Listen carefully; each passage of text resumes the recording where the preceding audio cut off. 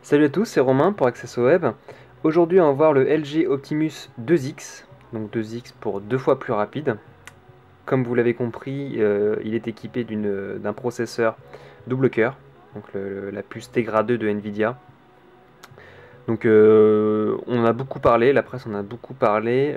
Évidemment, vu que c'est le premier smartphone à être équipé d'une puce double cœur, on se demande bien donc la rapidité que ça peut apporter à nos téléphones de nos jours. Vu que les double cœurs, il n'y a pas si longtemps que ça sortait sur ordinateur, on voyait vraiment l'intérêt, mais sur les téléphones, on peut se demander est-ce que c'est pas marketing, est-ce qu'il y a vraiment un réel intérêt. Donc je vais y revenir un peu plus tard. Donc d'abord, on va commencer par l'extérieur. Donc au niveau du smartphone en lui-même, LG je trouve a fait d'énormes progrès. Avant j'étais pas très fan de l'esthétique des LG, c'était toujours assez sobre, vraiment même trop sobre.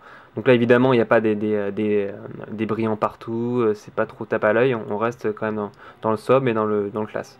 Donc la coque derrière, il y a une sorte de revêtement qui accroche un peu, donc une sorte de caoutchouc mais qui est assez quand même dur, donc qui permet de l'avoir bien dans les mains.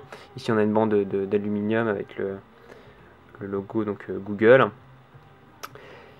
Ici on a un flash donc, qui permet de prendre des photos donc, dans la pénombre. On a un capteur, donc un capteur 8 mégapixels, capteur photo, et une caméra qui me filme en Full HD. Ouais, donc ça c'est assez impressionnant quand on voit la taille du tout petit capteur. Il permet de filmer en Full HD, donc ça c'est assez sympa.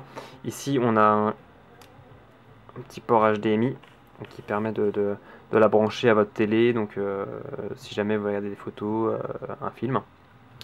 Ici on a la prise casque. Hop, branché. Le bouton power. Hop, ici on a les boutons volume évidemment. En dessous on retrouve donc la prise micro mini USB. Ici donc alors je ne sais même pas par cœur, je crois que le haut-parleur est ici et le micro là. Enfin, c'est pas l'un c'est l'autre. Mais en tout cas donc le micro et haut-parleur sont juste en dessous. Donc ici on n'a rien. Voilà, donc on a fait à peu près le tour. En bas, donc comme sur les téléphones Android, on retrouve donc les touches. Hop. On retrouve les touches de raccourci. Donc ici avec la touche option. Là, pour arriver sur l'accueil, retour et la loupe. Alors déjà, première claque, quand on allume l'écran, donc les couleurs sont vraiment magnifiques. Alors là, au niveau de la technologie de l'écran, ils ont tout à fait bien réussi leur pari. Donc c'est un écran de 4 pouces. Donc déjà c'est grand, c'est agréable. Moi personnellement j'étais habitué à l'iPhone et bon, c'est vrai que l'iPhone a un superbe écran, mais niveau taille c'est vrai que maintenant l'iPhone 4 est assez dépassé. Donc là c'est vrai qu'on quand on navigue sur un écran de 4 pouces, c'est plus qu'agréable. En termes donc de système d'exploitation, donc c'est comme vous l'avez vu Android, donc c'est la version 2.2. Alors je sais pas à ce jour s'il y a je crois pas que la 2.3 Gingerbread est encore sortie, donc là pour l'instant c'est la 2.2 Froyo. Donc, mais alors évidemment donc 2X, on se dit donc dual core, est-ce que c'est vraiment plus rapide? Alors je vous avouerai que ça fait un petit moment que j'ai pas testé un Android, enfin le dernier que j'avais testé c'était un Galaxy S, donc déjà qui était assez véloce, bon c'était pas non plus un iPhone, mais en tout cas c'était rapide, et là je dois vous dire que c'est plus que rapide. C'est-à-dire que tout se fait instantanément. Genre mes applications. Euh, alors, je vais défiler. Voilà, vous voyez, tout répond vraiment au doigt et à l'œil. C'est c'est assez bluffant parce que moi je me suis dit, bon, deux processeurs sur un smartphone, euh,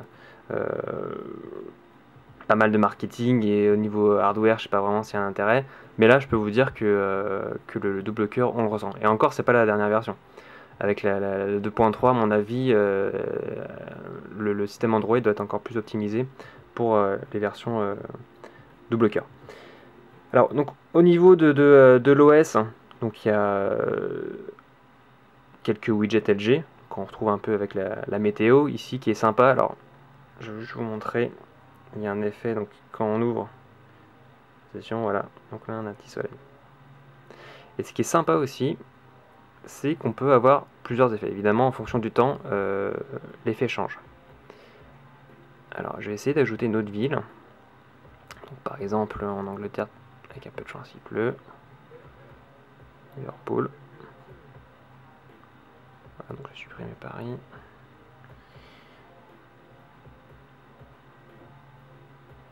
Donc là, hop. Oups. Mise à jour. Manque de bol, il fait soleil à Liverpool. Alors, évidemment, donc, quand il pleut, on a une petite animation qui est encore plus sympa que le soleil. Mais bon, c'est pas vraiment l'intérêt de ce smartphone. Ici, donc, on a ce qu'on appelle le App Advisor. Donc, le App Advisor, c'est le market de LG. Alors, bon, je trouve pas ça très judicieux de faire un market alternatif à l'Android Market. C'est comme si Apple donc, faisait plusieurs stores. Enfin, je trouve pas vraiment le réel intérêt. Surtout que le catalogue n'est pas aussi fourni que l'Android Market. Donc quelqu'un qui a le choix, il va aller directement vers l'Android Market. Hein. Il ne va pas aller directement vers le LG Advisor. Mais bon. Donc là, je reviens. Hop. Alors, ce que j'ai pas mal aimé, c'est le fait d'avoir intégré de base ici donc deux applications qui sont LG Facebook et LG Twitter. Bon, évidemment, ça coûte rien de les télécharger, elles sont toujours gratuites sur Android Market, mais quand on allume le téléphone, bah, c'est vraiment des choses incontournables. C'est vrai que Facebook et Twitter, c'est indispensable de nos jours. Et donc, LG l'a intégré directement sur le téléphone. Donc ça, je trouve, c'est très bien. Surtout que je ne l'ai pas retrouvé chez Sony Ericsson ni sur le Nexus S. Donc là, c'est bravo LG d'avoir intégré directement ces deux applications. Donc, alors au niveau pareil, donc des applications, je suis pas un gros connaisseur d'Android, donc je pourrais pas vraiment vous dire si telle application est beaucoup plus rapide qu'anciennement, etc. Mais je peux vous dire que étant un grand utilisateur d'iPhone, ici on arrive vraiment au niveau de l'iPhone. En tout cas, c'est mon humble avis. Donc vraiment, moi j'ai été assez surpris vraiment de la vitesse. Alors juste le seul point faible que je pourrais lui donner, c'est vrai que maintenant on commence à faire des téléphones assez fins. Peut-être qu'il peut trouver un peu trop épais, ou certaines personnes pourraient le trouver un peu trop gros. Alors, après ça peut être une remarque, chacun ses goûts, mais en tout cas je trouve bien que LG ait fait des progrès avec ce nouveau design qu'on aime bien.